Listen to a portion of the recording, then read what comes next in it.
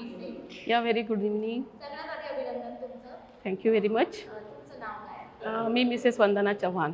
हे तुम्हाला आज कोणत्या कॅटेगरीमध्ये अवॉर्ड भेटला? मला लाईफ अचिव्हमेंट मनकर्णिकाकडनं लाईफ अचिव्हमेंट्स हे अवॉर्ड मिळालेलं आहे. ओके, मणिकर्णिका अवॉर्ड्समध्ये आज तुमचं काय एक्सपिरियन्स राहिला? ह्या Manikarnika is doing very good jobs.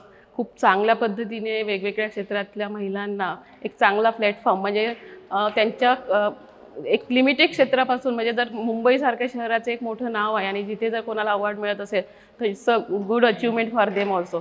So खालच्या तळागाळातल्या लोकांना त्यांनी शोधून काढलं आणि त्यांना इथे येऊन अवॉर्ड दिलं त्याबद्दल खरंच मनकर्णिकांचं खूप खूप आभार मानते. आणि एवढा छान त्यांनी तयार केला प्लॅटफॉर्म महिलांसाठी.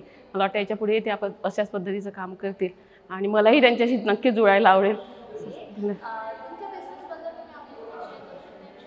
येस, मी इलेक्ट्रिकल इंजिनियर आहे. मी आत्ता गव्हर्मेंट ऑथराईज कन्सल्टंट आहे. आजकाल फोटोग्राफी किंवा एक सेल्फीचा बराच क्रेज आलेला आहे किंवा नाईट टुरिझम ही आपली आत्ता खूप मोठी भारतामध्ये ट्रेंड्स चालू आहे. त्याच्यामुळे आपण फार मोठ्या प्रमाणात बाहेरच्या टुरिस्टलासुद्धा अट्रॅक्ट करतो आहे. सो नाईट टुरिझममध्ये जे काही डेकोरेटिव्ह लाईटिंग्स किंवा वेगवेगळ्या प्रकारचे कन्सेप्ट तुम्ही बघता, फसाड लाईटिंग असेल, गार्डनला सुशोभित केलं असेल, शहरावरच्या वेगवेगळ्या प्रकारचे डेकोरेटिव्ह पोल्स असतील, तर त्याचं कन्सेप्ट डिझायनिंग हे मी थ्रू गव्हर्नमेंट करते. So project management consultant, lighting design consultant म्हणून तुम्ही मला संबोधित करू शकता.